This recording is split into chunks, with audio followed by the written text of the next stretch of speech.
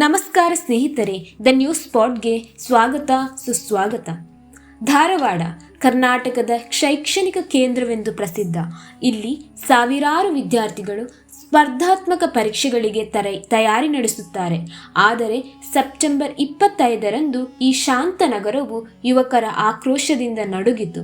ನೂರಾರು ಉದ್ಯೋಗಾಕಾಂಕ್ಷಿಗಳು ತಮ್ಮ ಭವಿಷ್ಯದ ಬಗ್ಗೆ ಆಕ್ರೋಶ ವ್ಯಕ್ತಪಡಿಸಲು ರಸ್ತೆಗಿಳಿದರು. ಈ ಪ್ರತಿಭಟನೆ ಕೇವಲ ಸ್ಥಳೀಯ ಘಟನೆ ಅಲ್ಲ, ಇದು ರಾಜ್ಯಾದ್ಯಂತ ಉದ್ಯೋಗದ ನಿರೀಕ್ಷೆಯಲ್ಲಿ ನಿರಾಶೆಯಲ್ಲಿರುವ ಸಾವಿರಾರು ಯುವಕರ ಮನಸ್ಥಿತಿಯ ಪ್ರತಿಬಿಂಬವಾಗಿದೆ. ಪ್ರತಿಭಟನೆಯು ಆಲ್ ಕರ್ನಾಟಕ ಸ್ಟೂಡೆಂಟ್ಸ್ ಅಸೋಸಿಯೇಷನ್ ಎಂಬ ವಿದ್ಯಾರ್ಥಿ ಸಂಘಟನೆಯ ನೇತೃತ್ವದಲ್ಲಿ ನಡೆಯಿತು. ಪ್ರತಿಭಟನಾಕಾರರು ರಾಜ್ಯ ಸರ್ಕಾರದ ವಿರುದ್ಧ ತಮ್ಮ ಬೇಡಿಕೆಗಳನ್ನು ಸ್ಪಷ್ಟವಾಗಿ ಮುಂದಿಟ್ಟರು. 3 ಲಕ್ಷಕ್ಕೂ ಹೆಚ್ಚು ಖಾಲಿ ಇರುವ ಸರ್ಕಾರಿ ಹುದ್ದೆಗಳನ್ನು ತಕ್ಷಣ ಭರ್ತಿ ಮಾಡಬೇಕು. ವಯೋಮಿತಿ 5 ವರ್ಷ ಸಡಿಲಿಕೆ ನೀಡಬೇಕು. ನೇಮಕಾತಿಗೆ ವಾರ್ಷಿಕ ಕ್ಯಾಲೆಂಡರ್ ಪ್ರಕಟಿಸಬೇಕು. ಕನ್ನಡ ಭಾಷೆಯ ಪ್ರಶ್ನೆ ಪತ್ರಿಕೆಗಳಲ್ಲಿ ಆಗುತ್ತಿರುವ ಅನುವಾದ ದೋಷಗಳನ್ನು ಸರಿಪಡಿಸಬೇಕು. ಈ ಬೇಡಿಕೆಗಳು ಕೇವಲ ಉದ್ಯೋಗದ ವಿಷಯವಲ್ಲ, ಇದು ಭಾಷಾ ಗೌರವ, ಸಮಾನ ಅವಕಾಶ ಮತ್ತು ನಿರೀಕ್ಷೆಯ ಬಗ್ಗೆ ಕೂಡ ಆಗಿದೆ. ಪ್ರತಿಭಟನೆಯು ಧಾರವಾಡದ ಪ್ರಮುಖ ರಸ್ತೆಗಳಲ್ಲಿ 4 ಗಂಟೆಗಳ ಕಾಲ ಟ್ರಾಫಿಕ್ ಜಾಮ್ ಉಂಟು ಮಾಡಿತು. ಜುಬಿಲಿ ವೃತ್ತ, ಶ್ರೀನಗರ ವೃತ್ತ ಮತ್ತು ಜಿಲ್ಲಾಧಿಕಾರಿ ಕಚೇರಿ ಮಾರ್ಗಗಳಲ್ಲಿ ವಾಹನ ಸಂಚಾರ ಸಂಪೂರ್ಣವಾಗಿ ಸ್ಥಗಿತಗೊಂಡಿತು. ಸಾರ್ವಜನಿಕ ಸಾರಿಗೆ ಸೇವೆಗಳು ಅಡಚಣೆಗೆ ಒಳಗಾದವು.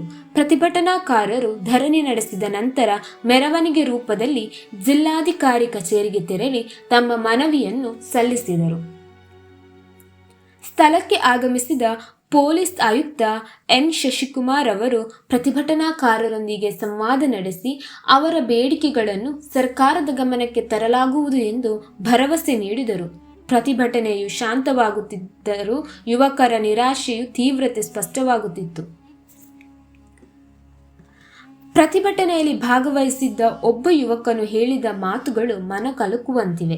ನಾವು ವರ್ಷಗಳಿಂದ ತಯಾರಿ ಮಾಡುತ್ತೇವೆ, ಆದರೆ ನೇಮಕಾತಿ ಪ್ರಕ್ರಿಯೆ ವಿಳಂಬವಾಗುತ್ತಿದೆ. ನಮ್ಮ ಭವಿಷ್ಯವನ್ನು ನಿರ್ಲಕ್ಷ್ಯ ಮಾಡಲಾಗುತ್ತಿದೆ. ಈ ಮಾತುಗಳು ಸಾವಿರಾರು ಯುವಕರ ಹೃದಯದ ಧ್ವನಿಯಾಗಿದೆ.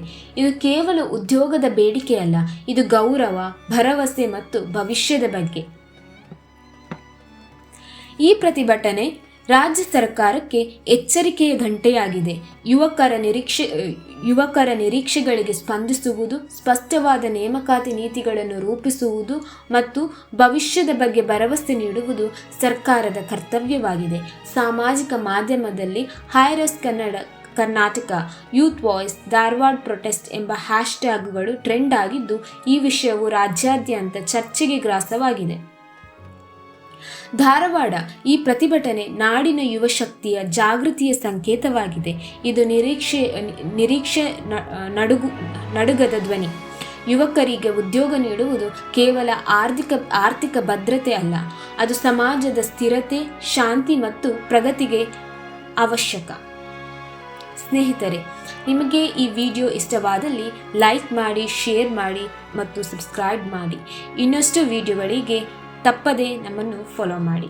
ಧನ್ಯವಾದಗಳು.